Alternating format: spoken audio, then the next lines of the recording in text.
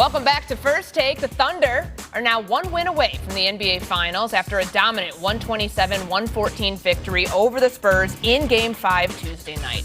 Shai Gilgeous-Alexander led the way, 32 points, 16 of those coming from the free throw line, while Victor Wembanyama was held to just 20, 4 of 15 shooting, along with only 6 rebounds. The series shifts back to San Antonio for Game 6 on Thursday as both teams continue the battle for a date with the Knicks in the NBA Finals.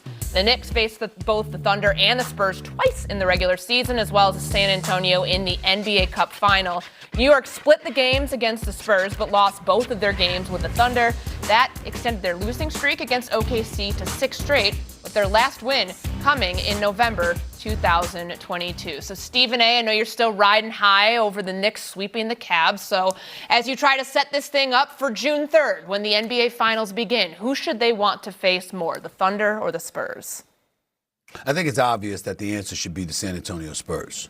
And that's not to throw any shade on San Antonio. It's to point to their youth, and particularly after last night, the ongoing storyline of the fatigue involving Victor Wembanyama. The combination of the two things puts the Knicks at a decided advantage against the San Antonio Spurs than they would face against the Oklahoma City Thunder. In San Antonio, you've got fatigue. The New York Knicks, by the time the NBA Finals starts June 3rd, they would have played 4 games in 23 days. Okay, and this is after Ramrod and the Sixers and the Cavs, of course, and the Hawks over the last 3 games and winning and close out games by over 30. So we're happy about that. You also got to take into consideration the youth of the San Antonio Spurs and how they haven't been here before. Juxtapose that to the Oklahoma City Thunder.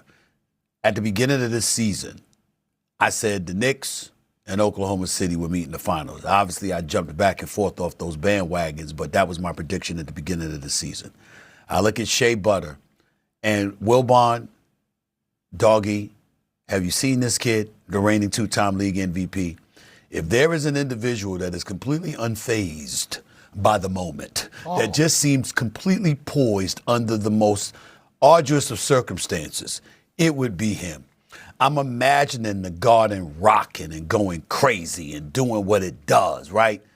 And Shea just sitting up there like it's nothing. It just doesn't faze him at all. You see what I'm saying? You don't see these emotional highs and lows, those roller coasters that you see from the less experienced teams. This is Shai Gilgeous-Alexander. This is Shea Butter. I mean, if there is truly an individual who is unflappable, it is him. And they're right now, they got a 3-2 lead. Chances are they're going to go to the NBA Finals. They will be the favorites. They deserve to be the favorites. And when you think about what Brunson brings to the table, it makes it very, very interesting because everything that we've praised about Jalen Brunson and what he's morphed into, or what we saw him be in college and now it's materialized on a pro level, we've already seen Shai Gilgeous-Alexander do it. Right. It's just, I mean, we've already seen it.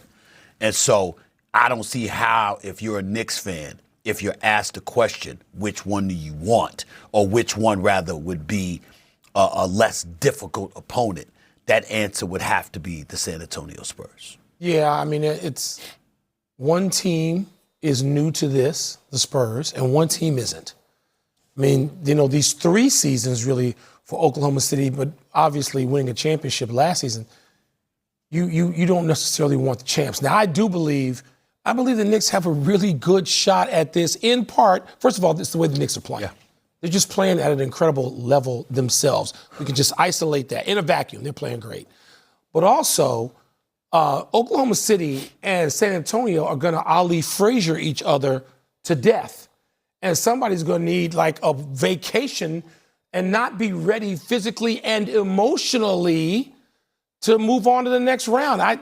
We've seen that happen, particularly in sports with 7-game series, where something gets taken out of them in the conference final or the equivalent of that. And I wonder about that. Even if Oklahoma City wins this series, and I do expect them to win in Game 7, what are they going to have for the Knicks in Game 1 or Games 1 and 2 before the series then moves to New York, with the Knicks having at least split on the road? So, yes, I think it's San Antonio they would want to see. And San Antonio is nobody's pushover. you better win now because the Spurs are coming to get you for a long time with the health of that core. So, but right now, I think the Knicks would want the Spurs. 100%. I mean, again, last night, we talked about it already. The Spurs were frazzled last night. There's no other way around it. They were frazzled, and it showed. So you much prefer San Antonio. Now, I'm not as big on the rest thing because, remember, Game 7 is Saturday. OKC does not have to travel, and Game 1 is Wednesday. And, Cleveland had to play a 7th game, and then they had a 22-point lead against a rusty Knicks team in Game 1. If the Knicks are rusty in Game 1 in Oklahoma City, they're not coming back with 22 down in the fourth quarter. So I think that's part of the equation, too. And one last thing for Steves, I want him to fight me off on this. I mean, again, I'm impressed with the Knicks. Their margin of victory, I get it, okay? I get it. They beat JV teams here. The Eastern Conference stinks. They can say anything they want. ESPN can say anything they want.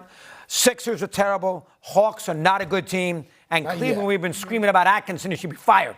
Not a good basketball team. This is the deep end of the pool. Sure. The Thunder are the deep end of the pool. They're not going to get away with this. They're not going to shoot the ball 60%.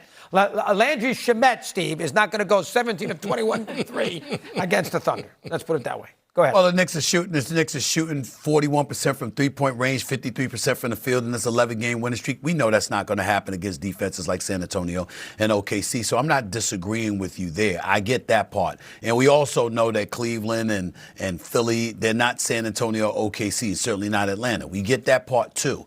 The flip side to it, however, is that because of who they are, you're supposed to treat them the way the Knicks treated them. And that's where the Knicks deserve some credit. The Knicks didn't squeeze by people. They annihilated them.